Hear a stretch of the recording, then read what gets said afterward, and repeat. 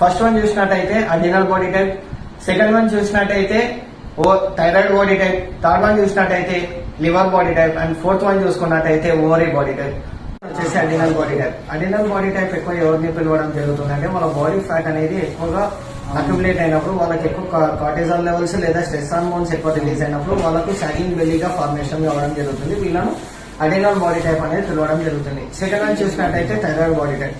ఇది ఎక్కువ ఎవరికి ఉంటుందంటే T3 T4 కన్వర్జేషన్ అనేది ప్రాపర్ గా లేనప్పుడు వాళ్ళ బాడీ ఫ్యాట్ అనేది బాడీ మొత్తం అక్యుములేట్ అయినప్పుడు వాళ్ళ బాడీని థైరాయిడ్ బాడీ టైప్ అని పిలవడం జరుగుతుంది.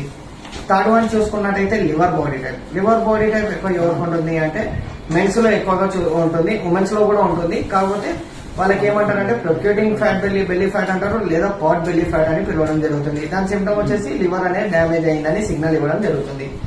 ఫోర్త్ వన్ వచ్చేసి ఓవరీ బాడీ టైప్. ఇది ఎక్కువ ఎవరికి ఉంటుందంటే ఓవరీ బాడీ టైప్ వచ్చేసి మన లోవర్ బాడీ పార్ట్ మొత్తం ఫ్యాట్ తోటి అక్యుములేట్ అవుతుంది. ఇంకోటి వాళ్ళకి ఎక్కువ ఈస్ట్రోజన్ లెవెల్స్ అనేది ఎక్కువ రిలీజ్ అయినప్పుడు వాళ్ళ బాడీ టైప్ అనేది ఓవరీ బాడీ టైప్ అని పిలవడం జరుగుతుంది. ఈ 4 బాడీ టైప్స్ లో మీది ఏ బాడీ టైప్ అని తెలుసుకోవాలని ఉందా నాకు DM గానీ కామెంట్ గానీ చేయొచ్చు. Thank you.